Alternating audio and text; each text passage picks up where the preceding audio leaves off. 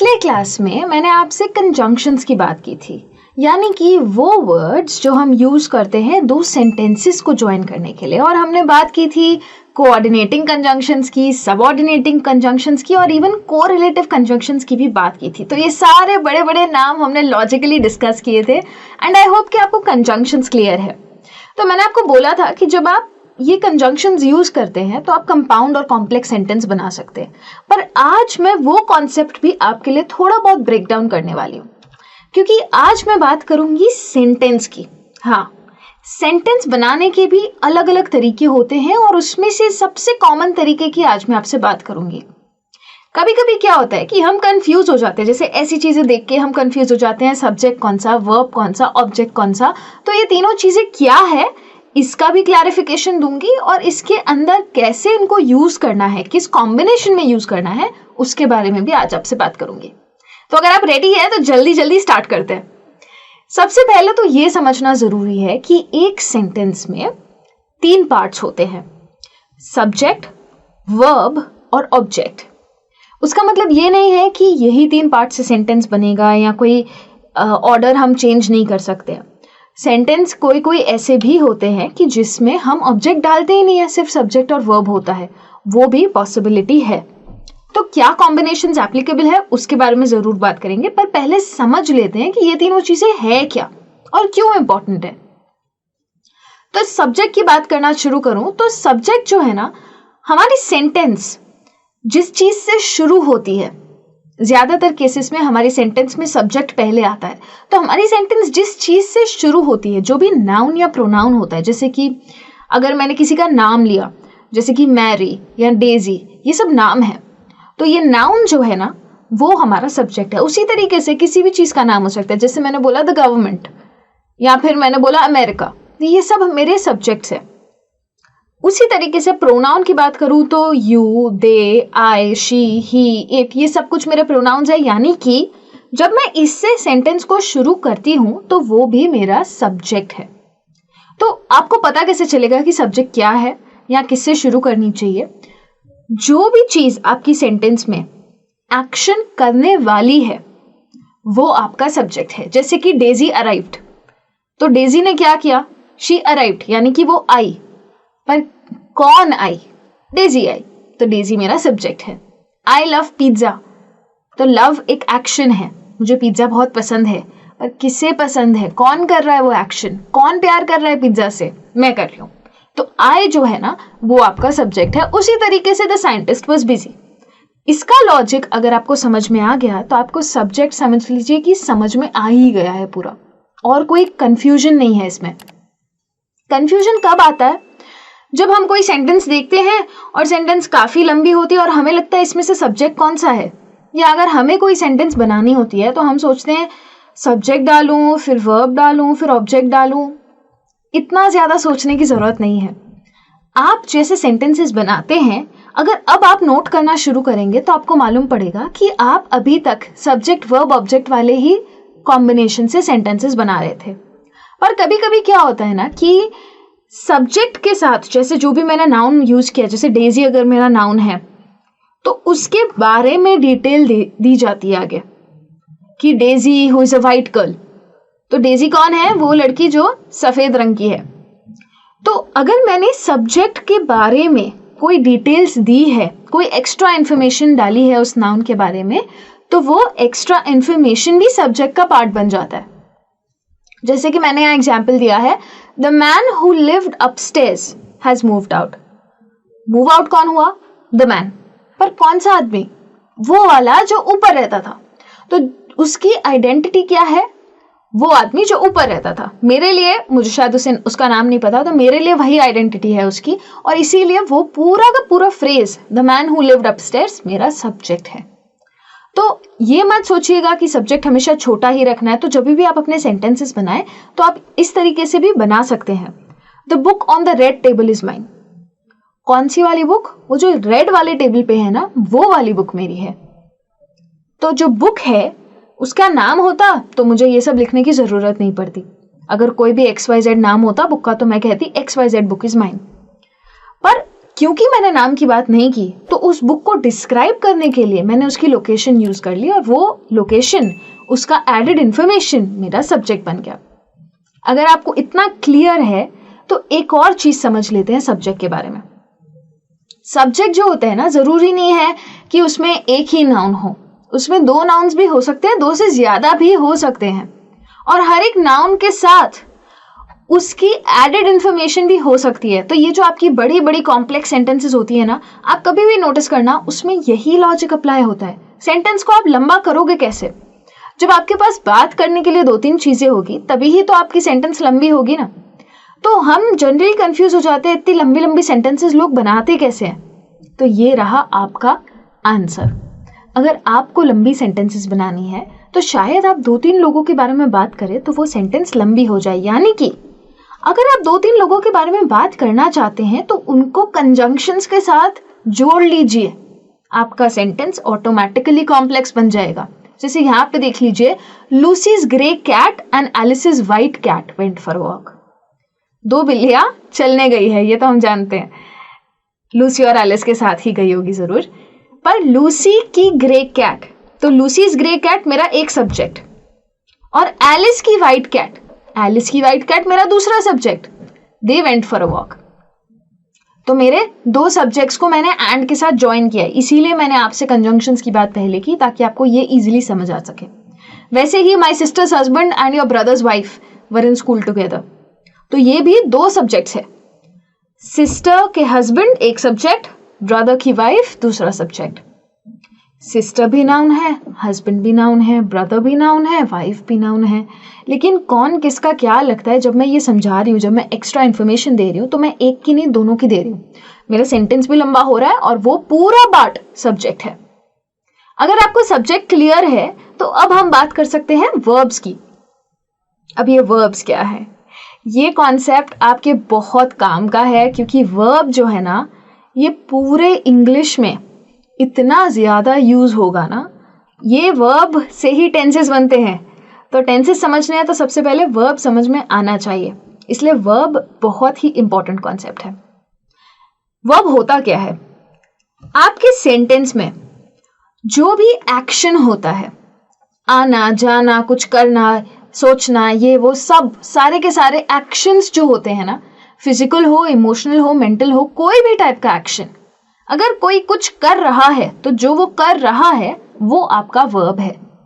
Verb का काम ही है कि एक्शन दिखाना, इसीलिए वर्ब को हम डूइंग वर्ड्स भी बोलते हैं। डूइंग वर्ड्स का मतलब कि वर्ब कुछ करता है, हिंदी में उसको कर्ता भी बोलते हैं।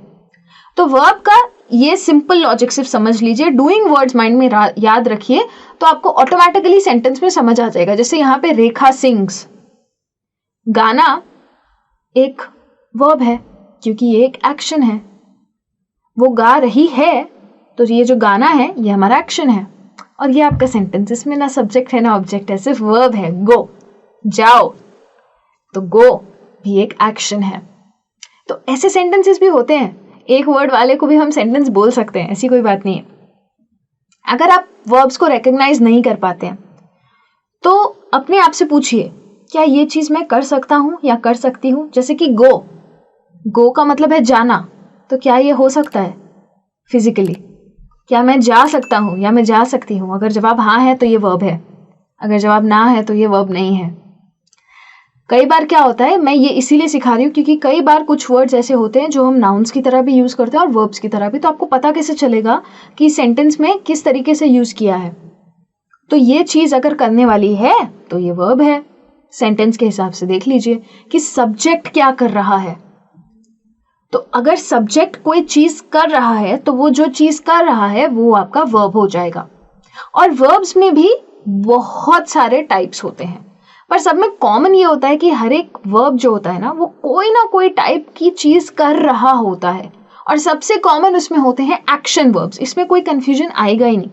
जो चीजें आपको दिखाई देती है कि हम कर सकते हैं, जैसे कि भागना, सुनना, ब्रीद करना, बैठना, खड़े रहना, चलना, ये सारे चीजें जो है ना ये हमारे बॉडी के एक्शंस है, तो उनको हम एक्शन वर्ब्स बोलते हैं, फिजिकल एक्शंस।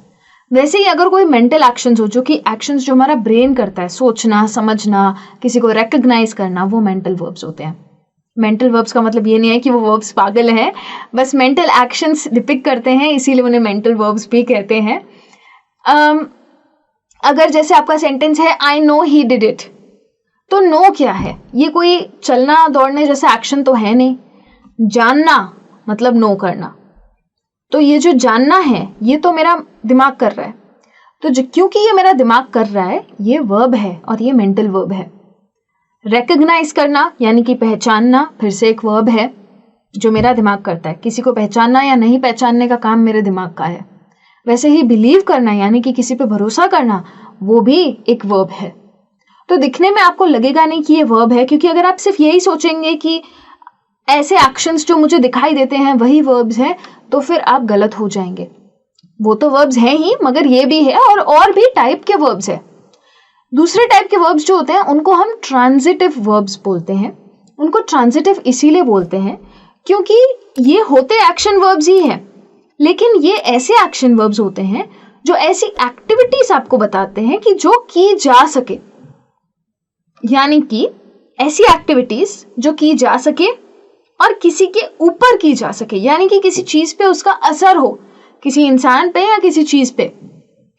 तो कहने का मतलब यह होता है कि जब हम सेंटेंस में कोई ट्रांजिटिव वर्ब डाल रहे हैं तो वो ट्रांजिटिव वर्ब किसी के ऊपर हो रहा है, यानी कि उसके पीछे एक ऑब्जेक्ट होगा ही होगा। तो अगर जैसे कि रिस्पेक्ट है, रिस्पेक्ट एक एक्टिविटी है, यानी कि भले वो आपके मन से हो उसका प्रॉब्लम नहीं है, लेकिन अगर आपके मन से भी रिस्पेक्ट आ रहा है तो आप रिस्पेक्ट किसी की तो करेंगे। हवा में तो होने वाली चीज नहीं है ये रिस्पेक्ट। शायद आप किसी के पेरेंट्स की करेंगे, शायद आप अपने पेरेंट्स की करेंगे, किसी की भी। पर ये जो रिस्पेक्ट है उसका रिसीविंग एंड है, यानी कि पेरेंट्स को रिस्पेक्ट मिल रहा है, तो ये रिस्पेक्ट हो जाएगा ट्रांजिटिव वर्ब। उसी तरीके से लव, तो लव आप किसी से तो करेंगे, अगर खुद से भी करते हैं तो आप उसके रिसीविंग एंड पे है, हवा में नहीं हो सकता है। ऐसे नहीं बोल सकते कि I love I love I love, क्योंकि उसका सेंस ही नहीं है। तो ये वर्ब्स वो होते हैं कि जिनके रिसीविंग एंड पे कोई होता है, किसी के ऊपर ये हो रहे हैं। जैसे कि my parents love me the most, my parents love, but love home, me, मुझसे प्यार करते हैं, तो मैं उसके रिसीविंग एंड पे हूं। तो इन वर्ब्स को ट्रांजिटिव वर्ब्स कहते हैं। उसी तरीके से इनट्रांजिटिव वर्ब्स भी होते हैं। इनट्रांजिटिव वर्ब्स का मतलब ये होता है कि इनके पास एक डायरेक्ट ऑब्जेक्ट नहीं होता है, यानी कि एक डायरेक्ट रिसीवर नहीं होता है। और अगर इनके पीछे कोई चीज है भी सेंटेंस में, अगर इनके पीछे कोई ऑब्जेक्ट है भी, तो हो सकता है कि वो ऑब्जेक्ट इस वर्ब से अफेक्ट ना हो। जैसे कि ही अगर लिखा है कि we walked to the mall, अगर मैं टू द मॉल हटा दूं ना इस सेंटेंस से, तो भी ये सेंटेंस का लॉजिक समझ में आएगा आपको। ये सेंटेंस फिर भी पूरी होगी। अगर मैं सिर्फ इतना कहूं ना कि वी वॉक्ड, तो भी ये सेंटेंस पूरी होगी। टू द मॉल सिर्फ मुझे एक इंफॉर्मेशन देता है कि मैं चल के गई कहां, पर अगर मैं सिर्फ ये कहूं कि मैं चली, तो भी लॉजिक है, सेंस तो बन रहा है। तो मतलब इस वर्ब को किसी रिसीविंग एंड की जरूरत नहीं है। जरूरी नहीं है कि ये वर्ब किसी इंसान या चीज के ऊपर होना ही चाहिए। वैसे ही अराइव्ड क्वाइट लेट, अब अगर मैं क्वाइट लेट हटा दूं यहां से और मैं आपसे सिर्फ बोलूं ही अराइव्ड, यानी कि वो आया, तो भी सेंस तो बन रहा है सेंटेंस का। तो अराइव जैसा जो वर्ब है उसको पीछे के ऑब्जेक्ट की इतनी जरूरत नहीं है, वो उस पर डिपेंडेंट नहीं है। जैसे ट्रांजिटिव में क्या था कि रिस्पेक्ट है तो किसी की तो होगी, किसी कोई इंसान आपको चाहिए ना रिस्पेक्ट करने के लिए, पर चलने के लिए तो ऐसा कुछ है ही नहीं। तो ये फर्क है ट्रांजिटिव और इनट्रांजिटिव वर्ब्स का। ये समझना बहुत ही इंपॉर्टेंट है, क्योंकि कई बार क्या होता है कि हम सेंटेंसेस में कंफ्यूज हो जाते हैं कि इसके आगे मैं कुछ डालूं या ना डालूं। तो ये यहां से आपको पता चल जाएगा कि कौन से वर्ब के आगे आपको डालना चाहिए और कौन से वर्ब के आगे अगर आपने नहीं डाला तो चल जाएगा। उसी तरीके से एक सबसे इंपॉर्टेंट टाइप के जो वर्ब्स होते हैं वो है ऑक्सिलरी वर्ब्स।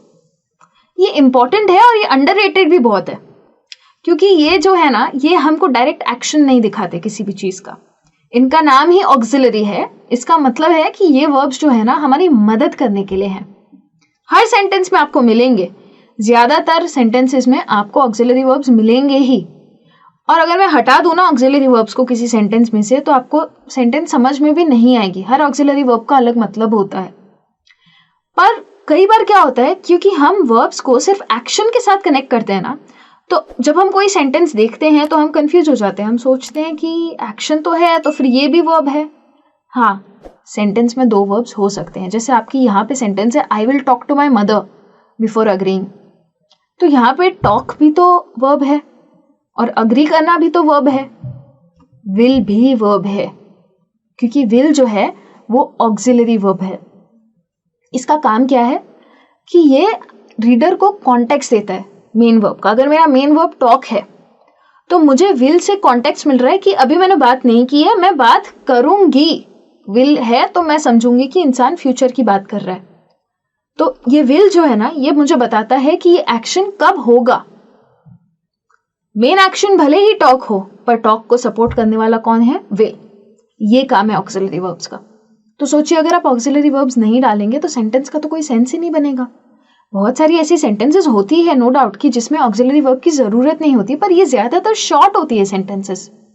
लॉन्ग सेंटेंसेस को कई बार ऑक्सिलरी वर्ब्स की जरूरत पड़ती है और हमें सीखनी है सोफिस्टिकेटेड एडवांस्ड इंग्लिश, तो हमें ऑक्सिलरी वर्ब्स जानना बहुत ज्यादा जरूरी है। वैसे ही I did not ask for your opinion, तो आस्क जो है वो मेरा मेन वर्ब है, पर डिड जो है ना वो मेरा ऑक्सिलरी है। और डिड मुझे बताता है कि मैं पास्ट की बात कर रही हूं, क्योंकि डू का पास्ट फॉर्म होता है डिड। तो डिड जो है वो बताता है कि मैंने आपसे आपका ओपिनियन नहीं मांगा था।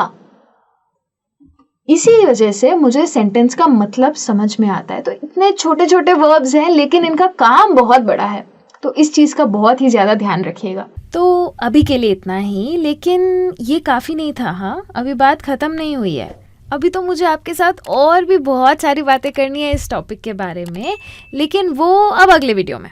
तो अगले वीडियो में लेके आ रही हूँ इसी टॉपिक की थोड़ी और नई बातें आपके लिए, इसलिए जल्दी जाके वापस आओ, मैं भी आती हूँ। तब तक के लिए thank you so much and bye bye.